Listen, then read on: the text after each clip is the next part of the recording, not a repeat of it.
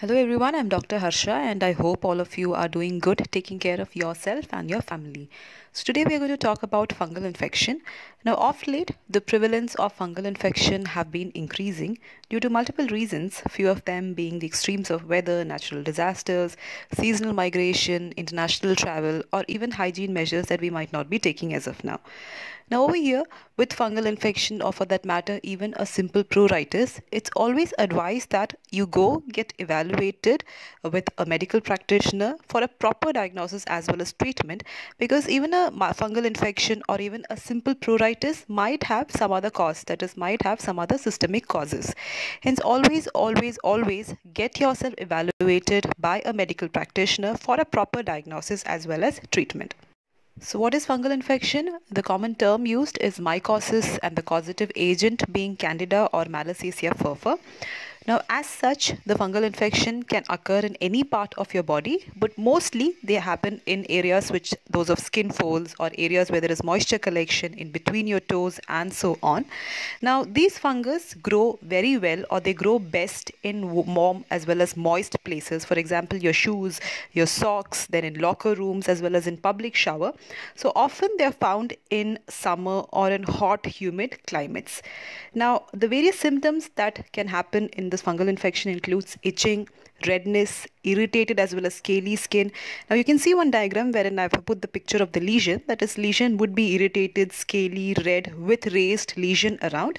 Now why it's very important that you show a doctor, a medical practitioner, is because this might just not be superficial lesion. This might be due to a systemic reason too, like those of diabetes, immunosuppression, or even if your weight is too much, even if you're obese as well as prolonged moisture, or if you are not following a proper hygiene measure. Now under all these conditions, it becomes very important that you go to a doctor, get yourself evaluated, get your lesion evaluated for a diagnosis and further treatment. Because often a fungal infection would take certain time to subside off, and meanwhile during that time the fungus is multiplying in your body, so that you're not only increasing the chances of spreading of this fungal infection in your body, you're also increasing the chances of giving it to your near ones. Hence, to even have an early diagnosis, early treatment for you, as well as preventing the spread to your near ones, it's always advisable that you meet a doctor, you consult a doctor at the soon and get a proper treatment. So in India, around more than 50% of a population find it extremely convenient to get Google or even a pharmacist for their diagnosis as well as treatment. Now, once you go to a pharmacist, the main two over-the-counter medication that you're going to get for your antifungal treatment is one being a steroidal medicine, steroidal cream, and the second is a combination of a steroid as well as an antifungal medication.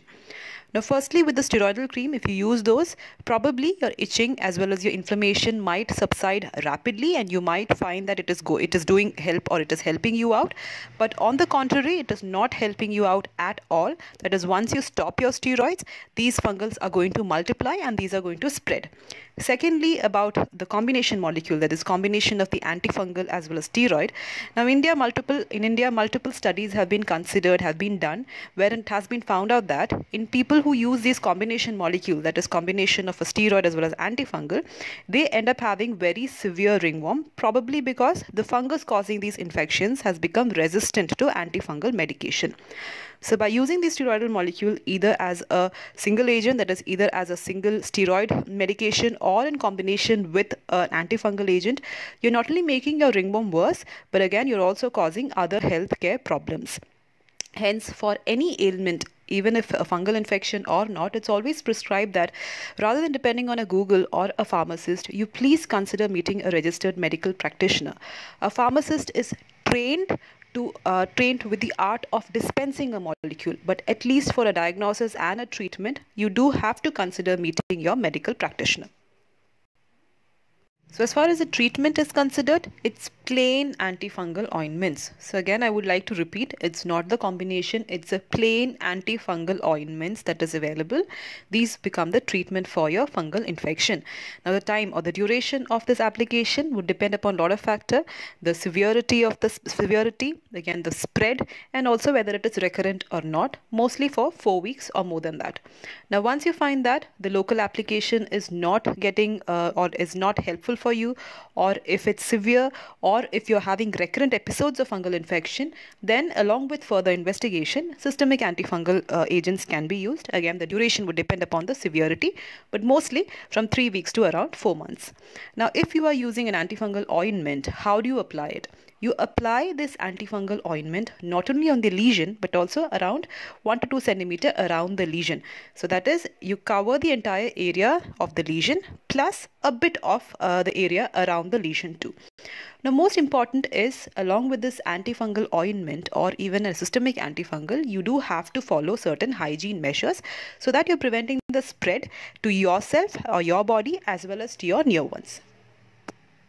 So once you've started yourself an antifungal medication, you will feel that you've won the battle, but that is not the case. You will be totally successful in getting a cure from the fungal infection only and only if you follow a proper hygiene measure. First and foremost is bathing, that is, bath at least twice a day if possible.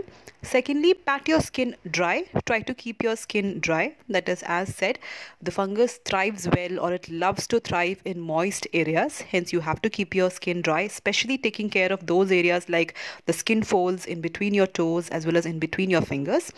Thirdly, as far as your clothes are considered, they have to be dry too. Either you sun dry it, or if that is not possible, for example, in winter seasons, you can even iron them properly. But the key is you make sure that your dress or your clothes are dry. Fourth is to wear loose clothes so that there is no sweat accumulation, and also avoid going in public areas during that time to avoid any spreading of the fungal infection. Again, you wash your clothes separately from that of your family members. This way, again, you're avoiding the spreading of this to your near ones, to your family members. Now, as far as nails are considered, try to keep the nails short, because if your nails are too long, while scratching, while itching, you're basically causing the lodging of this fungus in between your nails, and that gets re-lodged into your other parts of the body, spreading the fungal infection.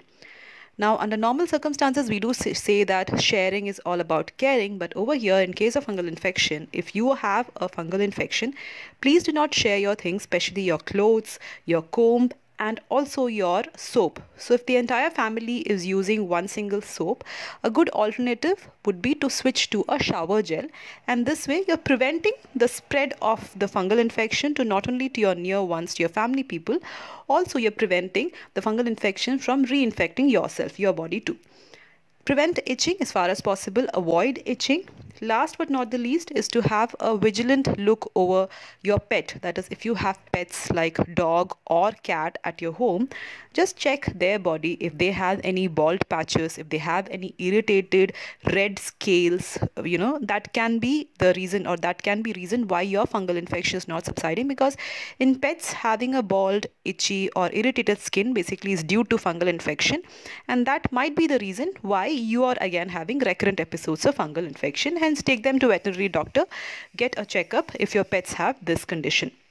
Now, you, after following all these hygiene measures, apply your medication along with that, and again be very extremely patient, because fungal infection does require a certain time to subside, at least around 4 weeks to certain month, depending upon the severity, depending upon the spread, as well as how recurrent it has been in your body. Hence, be patient as far as fungal infections are considered. So the key takeaway from this session is, if you have a lesion on your body, please do not go for an over-the-counter medication, or do not go directly to a pharmacist, or do not check in the Google.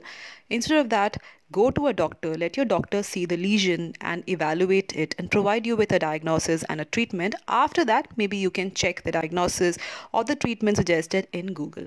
Now, antifungal medication, I've already told you how to apply it, what exactly to be cautious about. Now, along with that, follow the hygiene measures, that is, be clean as well as dry.